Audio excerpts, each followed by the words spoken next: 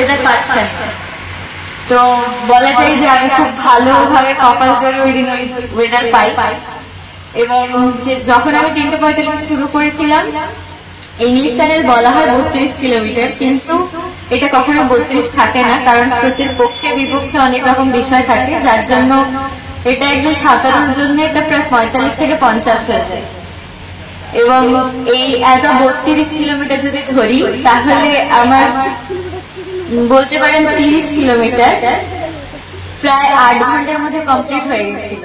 কিন্তু লাস্টে আমি যেরকম বললাম যে ওয়েদার বোঝা যায় না, তো ওয়েদার এতটাই বাজে ছিল যে লাস্ট 2 কিলোমিটার আমি ফিনিশিং পয়েন্ট দেখতে পাচ্ছি, কিন্তু আমি এগিয়ে যেতে পারছি না।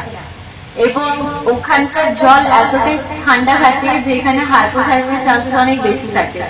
এবং হাইপোথার্মিয়া বিষয়টা হচ্ছে যে প্রথমত আপনি কিছুটা ভুলভাল বলবেন, এবং তারপরে যেহেতু আমরা অনেকটা সময় সাঁতার কাটছি, তো আমাদের যে শরীরে কর্মক্ষমতা এটা অনেকটাই কমে যায়, যার জন্য আমাদের এনার্জি লেভেল অনেকটাই লো থাকে। তো তারপরে আমাদের হাত পা কাজ করাটা বন্ধ হয়ে যায়, এবং তারপরে আমরা বুঝতে পারি না, আমরা সেন্সলেস হয়ে যাই, কিংবা এক কথায় বলা যায় যে অজ্ঞান হয়ে যায়।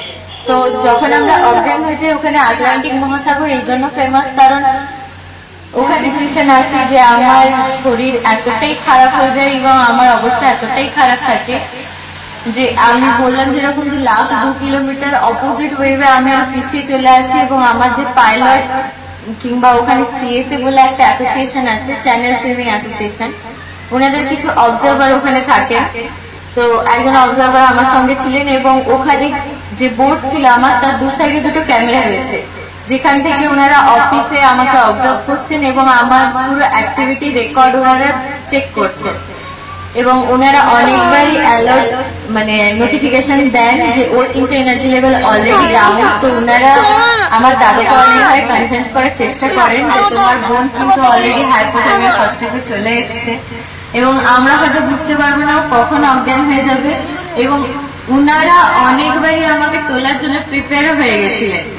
তো সেই জায়গায় আমার এতটা মনে হয়েছিল যে আমার দাদা আমার সাপোর্টে বলেছিলেন যে ঠিক আছে, ও যদি না পারে আমরা ওকে তুলে নেবো, কিন্তু এই ডিসিশনটা আমার বোন নেবে।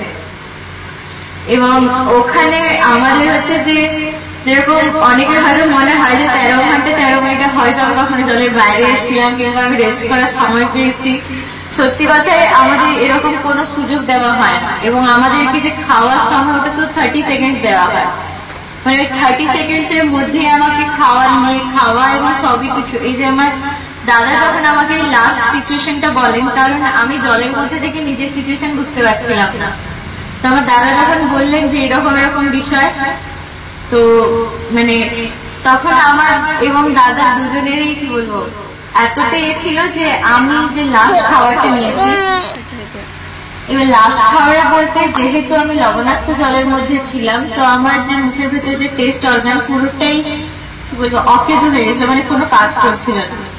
তো লাস্ট আমার এনার্জি লেভেল ডাউন থাকার জন্য, যেমন কি আমার দাদা আমার পাশে ছিলেন, কিন্তু আমি আমার দাদাকে ঠিক করে দেখতে পাচ্ছিলাম না, মানে দাদা মাঝে মাঝে সে মানে ব্লার হয়ে যাচ্ছিলেন, আবঝা হয়ে যাচ্ছিলেন।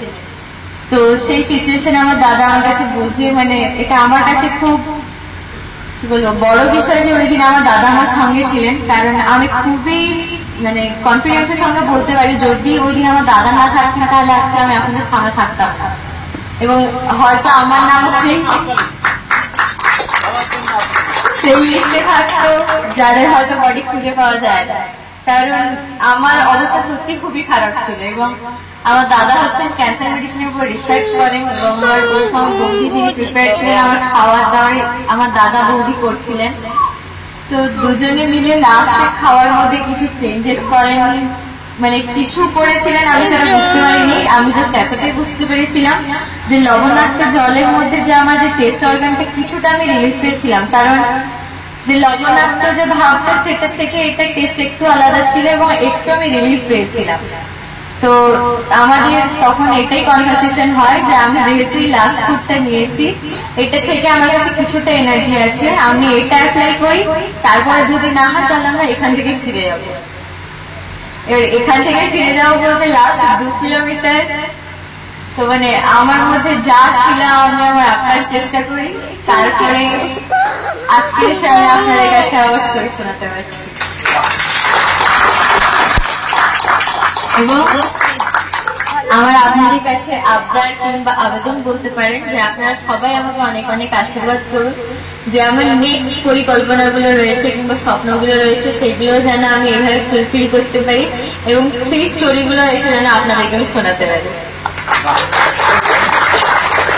এবং নেক্সট ছোট ভাই বোনদের জন্য, কারণ যখন আমি ওখানে যাই কিংবা ওখানে যাওয়ার আগে যেরকম আমি ওখানকার কোনো ইনফরমেশন পাচ্ছিলাম না, যেমন কি ওখানে গিয়ে কোথায় কি করব কিংবা কিছু আমাদের কাছে কোনোই কনসেপ্ট ছিল না। তো সেই জন্য আমি যে প্রবলেমগুলো ফেস করেছি আমি চাইবো আমার নেক্সট ভাই বোনরা যেন এই প্রবলেম না ফেস করে। তো তাই আমি সোশ্যাল মিডিয়ায় ফেসবুকেও নতুন অ্যাকাউন্ট খুলেছি, কিংবা আমি নিজের নতুন ওয়েব পেজ অন করেছি arfinjabi.com, কিংবা আপনার যদি ইনস্টাগ্রামেও থাকে, মানে সোশ্যাল মিডিয়া আমাকে যেখানে খুঁজবেন আমি সেখানেই আছি। শুধু যারা ইন্টারেস্টেড থাকবে আমাকে শুধু একটু তোমরা কোনো এফোর্ট দাও, মানে আওয়াজ দাও, আমি আমার নিজের বেস্ট দেওয়ার চেষ্টা করব। তা বলে কিন্তু শুধু হাততালি দিলে হবে না, চেষ্টা করতে হবে। আমি দেখছি তোমাদের 3 জনকে, and I'm really sorry যে আমি খুব লেট করে এলাম, আপনারা আমার জন্য এতক্ষণ অপেক্ষা করেছেন, অনেক অনেক থ্যাংক ইউ।